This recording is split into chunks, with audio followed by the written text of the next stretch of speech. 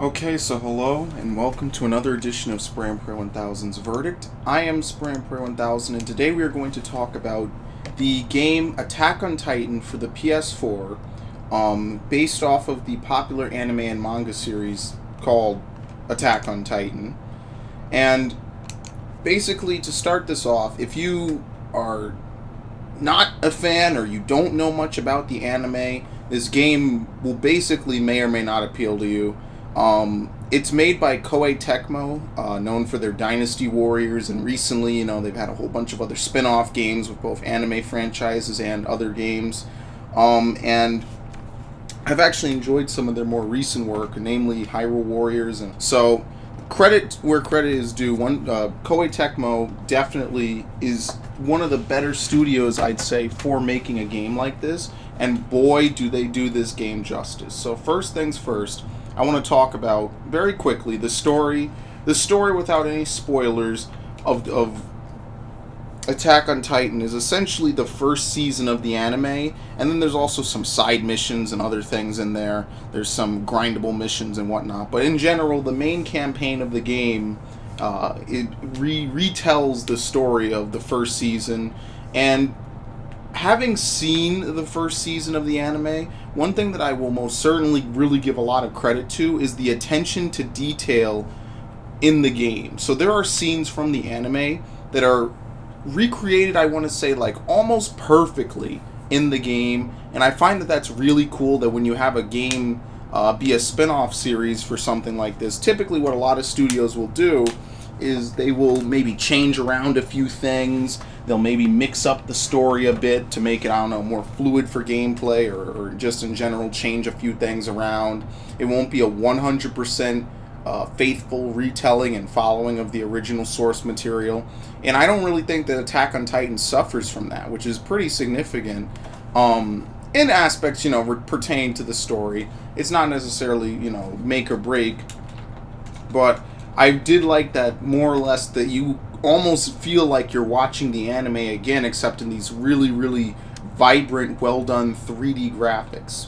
And so the next thing that I'm going to praise about this game are the graphics, are basically that this game looks really good. And a lot of anime games typically follow suit, but I do like that they did do a great job with the graphics of this game. I think that a lot of the characters, again, look really faithful to their anime counterparts, and that is really something that I like to see in this game, is the attention to detail for both the story and the graphics are really important for a game such as this that kind of, I don't want to say live or dies by it, but definitely needs to have that if it's going to be a port, or if it's going to be a spin-off from the actual source material. But now let's get down to the meat of it, okay? Which is basically the gameplay this time around. The gameplay of Attack on Titan, like the anime and like the manga before it, revolves around humans fighting against these gigantic colossal humans called Titans, which more or less aren't very smart, but, in sort of a twist of like,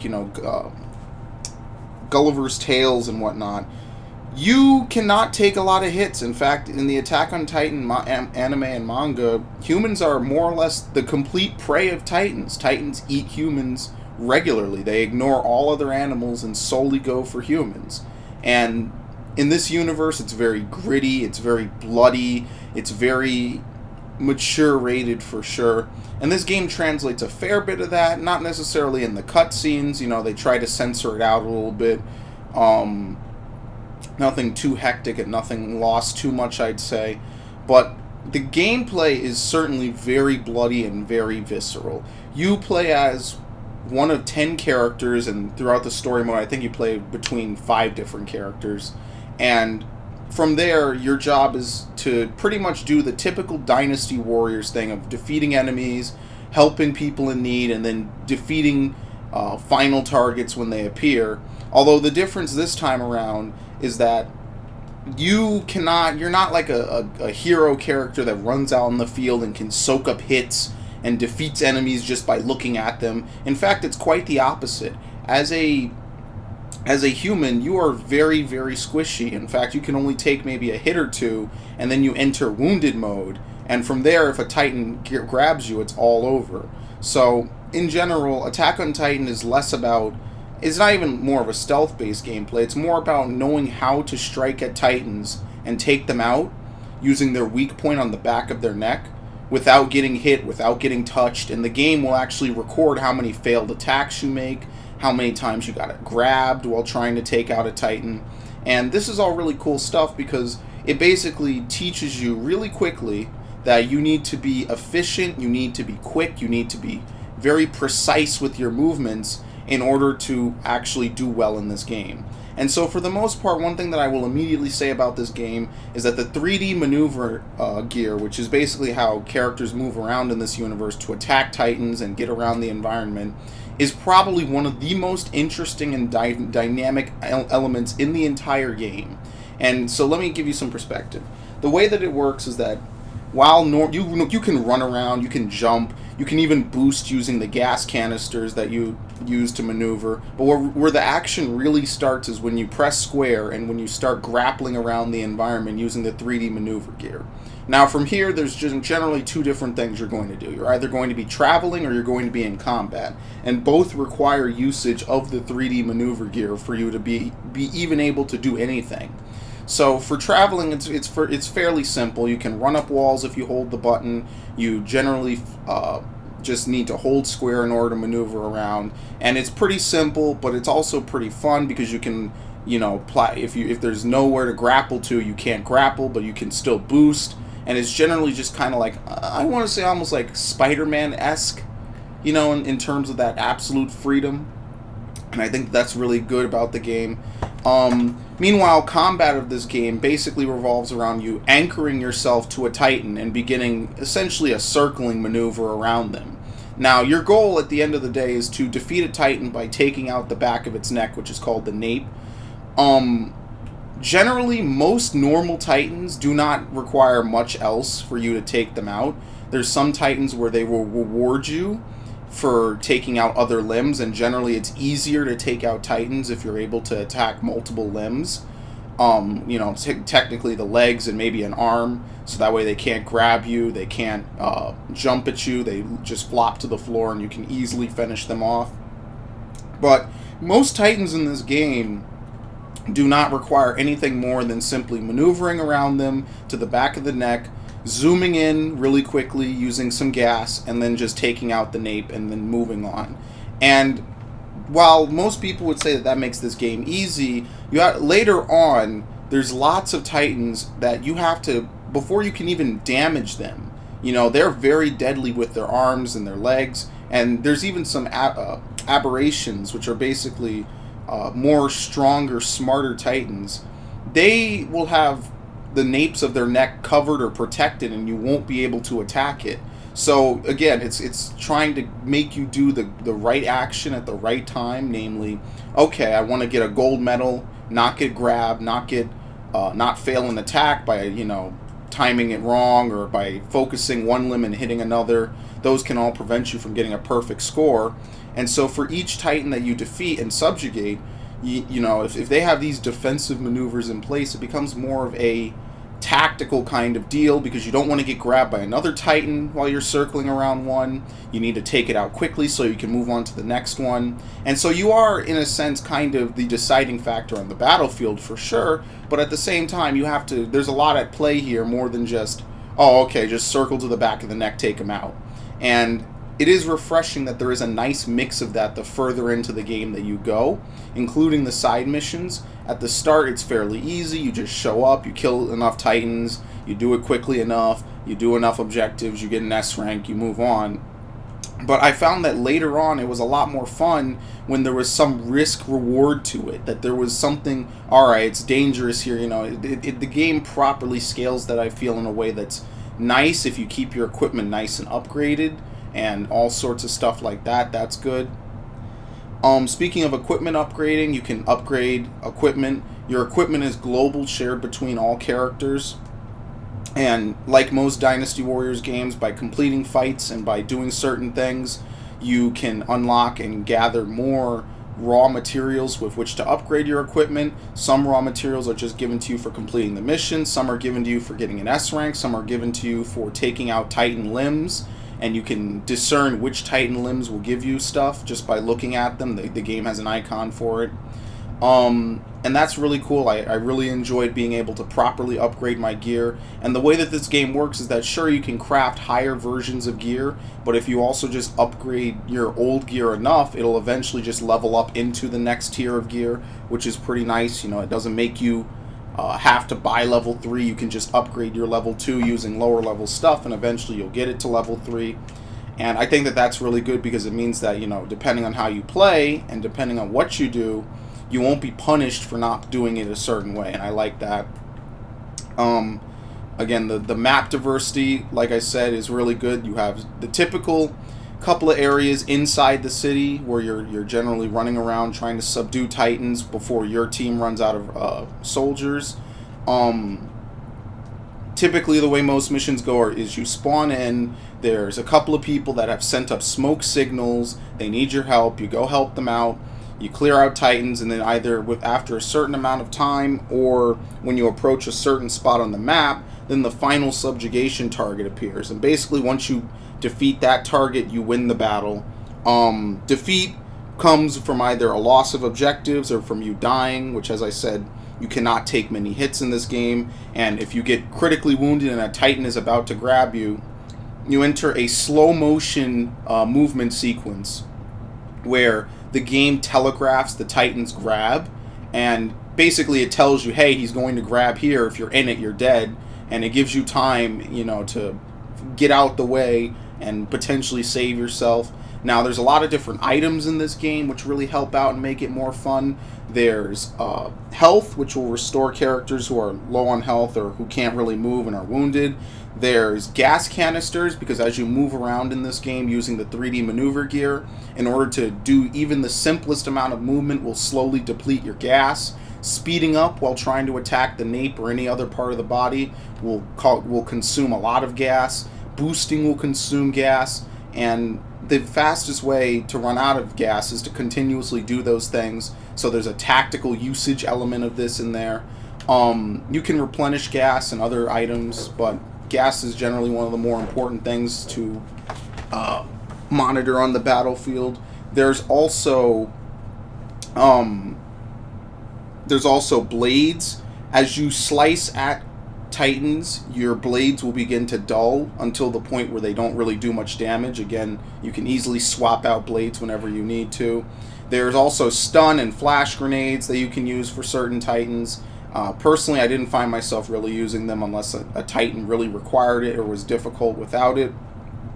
And yeah, generally, again, typical Dynasty Warriors kind of stuff, but presented in a completely different format from what you would normally expect, and I think that that is really nice.